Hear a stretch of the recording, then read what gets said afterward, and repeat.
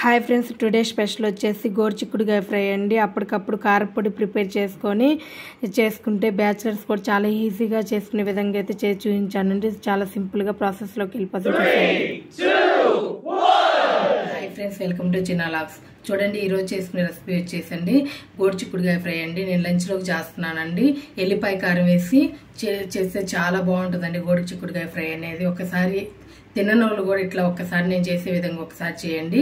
ఇష్టపడి తింటారండి, మళ్ళీ మళ్ళీ చేయమని అడుగుతారు. అంత టేస్టీగా అయితే ఉంటుందండి గోరుచిక్కుడుకాయ ఫ్రై. ప్రాసెస్లోకి వెళ్ళిపోదామండి. నీట్గా వాష్ చేసుకొని చిన్న చిన్న ముక్కలుగానే అయితే కట్ చేసుకుందాము. చూడండి, ఇవి ఒక ½ kg వరకు ఉంటాయండి. నీట్గా వాష్ చేసుకొని అయితే ఇట్లా 2 or 3 times అయితే నీట్గా వాష్ చేశానండి. చూడండి, ఇట్లా చాలా చిన్న చిన్న ముక్కలుగానే అయితే కట్ చేసుకుందామండి. ఇది వేస్ట్ అండి. ఇట్లా ఒక 5-6 ఇట్లా కట్ చేస్తుంటే చాలా ఫాస్ట్గా అయిపోతుందండి కట్ చేయడం అనేది.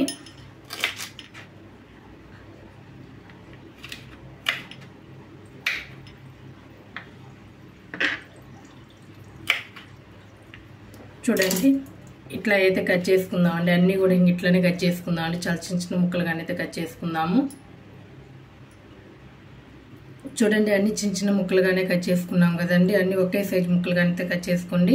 కుక్కర్లో ఉడికించుకుందామండి. కుక్కర్లో అయితే మీడియం ఫ్లేమ్లో 2 విజిల్లు అయితే సరిపోతుందండి. కావాలంటే గిన్నెలోనే ఉడికించుకోవచ్చు. నేనైతే ఇప్పుడు కుక్కర్లోనైతే ఉడికిస్తున్నానండి. చూడండి, అన్ని కుక్కర్లో అయితే వేసేసాం కదండి ముక్కలన్నీ. ముక్కలు మునిగే వరకు అయితే వాటర్ పోసుకోవాలండి. చూడండి, కొంచెం ఉప్పు అయితే వేసుకుందామండి. ఇదిగోండి, ముక్కలు మునిగే వరకు అయితే వాటర్ పోసాను. మీడియం ఫ్లేమ్లో 2 విజిల్లు తెచ్చుకుంటే సరిపోతుందండి. ఇదిగోండి, గ్యాస్ మీద అయితే పెట్టేసుకున్నాము. స్టవ్ అయితే ఆన్ చేస్తున్నానండి. మీడియం ఫ్లేమ్లో పెట్టుకున్నాను. 2 విజిల్స్కి అయితే ఆపేసుకోవడమేనండి. చూడండి, 2 విజిల్స్ అయితే వచ్చాయండి. స్టవ్ అయితే ఆపేస్తున్నాను. ప్రెషర్ మొత్తం పోయిన తర్వాత చూపిస్తాను. ఎల్లిపాయ కారాన్ని అయితే ప్రిపేర్ చేసుకుందామండి. ఒక మిక్సీ గిన్నె అయితే తీసుకున్నానండి చిన్నది. చూడండి, 1 స్పూన్ కారం అయితే వేస్తున్నాను. ఇది కూడా 1 స్పూన్ కారము, 1 స్పూన్ ఇదిగోండి సాల్ట్ అండి. 1 స్పూన్ సాల్ట్ అయితే వేస్తున్నాను. 1 ఎల్లిపాయ అండి. నేనైతే కొంచెం పెద్దది అయితే తీసుకున్నాను. అది చిన్న అయితే ఒక 2 వేసుకోండి. మిక్సీకి అయితే వేసుకోవాలి. ఇవన్నీ మిక్సీకి అయితే వేసానండి. ముద్దగా మాత్రం పట్టుకోవద్దండి. ఇట్లా పొడి పొడిలు ఆడితేనే బాగుంటుందండి కారపొడి. చూడండి, ఎల్లిపాయ మీద పొట్టు అయితే తీయొద్దండి. పొట్టుతోనే వేయండి, చాలా బాగుంటుంది. ఇట్లా పొడి పొడిలు ఆడాలండి ఎల్లిపాయ కారం. ఇదైతే పక్కనైతే పెట్టేసుకున్నాము. చూడండి, ఇదిగోండి, ఈ వాటర్ మొత్తాన్ని అయితే వంపేసుకోవాలండి. బాగా కుక్ అయ్యాయి. వాటర్ మొత్తాన్ని అయితే వంపేసుకుందాము. చూడండి, జల్లెడ బొచ్చులో నేను ఇట్లా వంపేసుకున్నానండి, ఒక్కరు కూడా వాటర్ లేకుండా. ఇప్పుడు తాలింపు అయితే వేసేసుకుందాము. చూడండి, పోపు కోసం అయితే నేను వెడల్పుగా ఉన్న ఒక కళాయిని అయితే పెట్టుకున్నానండి. స్టవ్ అయితే ఆన్ చేసేసుకున్నాము. స్టవ్ అయితే ఆన్ చేశానండి. కళాయి హీట్ అవ్వాలి. చూడండి, కళాయి అయితే హీట్ అయిందండి. 2 స్పూన్స్ అయితే ఆయిల్ వేస్తున్నాను. ½ kgలో కదండి, అందుకని నేను 2 స్పూన్స్ అయితే వేస్తున్నాను.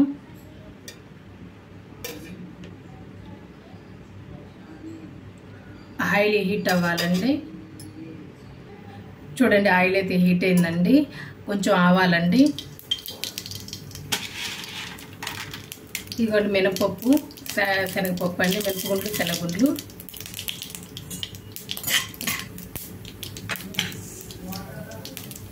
కొంచెం జీలకర్ర. తాలింపు వేగాలండి.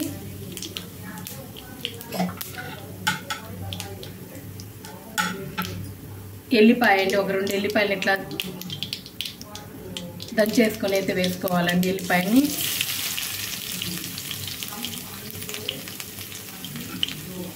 ఇదిగోండి, 2 ఎండుమిరపకాయలు ఇట్లా తుంచేసి అయితే వేసుకోవాలి.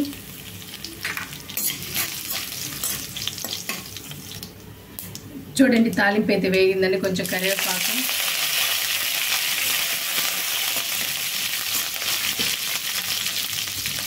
ఇదిగోండి వడపోసి పెట్టుకున్న అయితే వేసేసుకోవాలండి.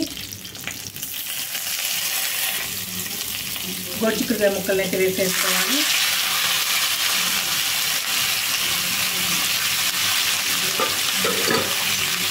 బాగా కలుపుకొని ఒక 2-3 నిమిషాల పాటు ఇట్లనే నూనెలో మగ్గించుకోవాలండి. ఆయిల్లో మగ్గించుకోవడం వల్లేనండి చాలా టేస్ట్ వస్తుంది. ఆయిల్లో బాగా మగ్గనివ్వాలి.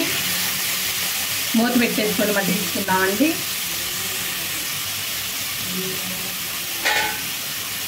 చూడండి, మీడియం ఫ్లేమ్లో పెట్టుకొని మూత పెట్టుకొని అయితే మగ్గించుకుందామండి. ఒక 3 మినిట్స్ అని మగ్గితేనే చాలా బాగుంటుందండి. ఆయిల్లో కొంచెం అయితే పసుపు అయితే వేసుకుందామండి. ఇవన్నీ కొంచెం పసుపు ఫస్ట్ వేయడం మర్చిపోయానండి. ముక్కలు వేయగానే వేసుకోండి. ఇంకా ఒక 2 నిమిషాల పాటు ఇట్లా కలుపుతా అయితే మగ్గించుకుందామండి.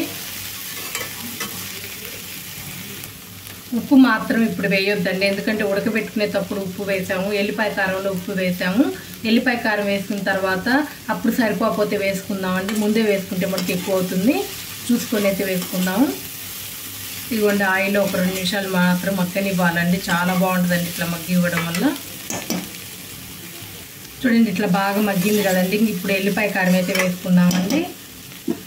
చూడండి, 1 స్పూన్ నిండుగానైతే నేను ఎల్లిపాయ కారం అయితే వేస్తున్నానండి. కారానికి తగ్గట్టు వేసుకోండి ఎల్లిపాయ కారము. ఇవ్వండి, ఇట్లా వేసాం కదండి. ఇప్పుడు కలుపుకోవాలి. టేస్ట్ తగ్గట్టు వేసుకోండి, కారమైనా ఉప్పైనా. ఇప్పుడు ఎల్లిపాయ కారం వేసాం కదండి, ఒక్కసారి అయితే టేస్ట్ అయితే చూసుకుందామండి. చూడండి, కొంచెం అయితే కారం వేస్తున్నాను అండి. కొంచెం తగ్గినట్లు అనిపించింది, కొంచెం అయితే కారం వేస్తున్నాను.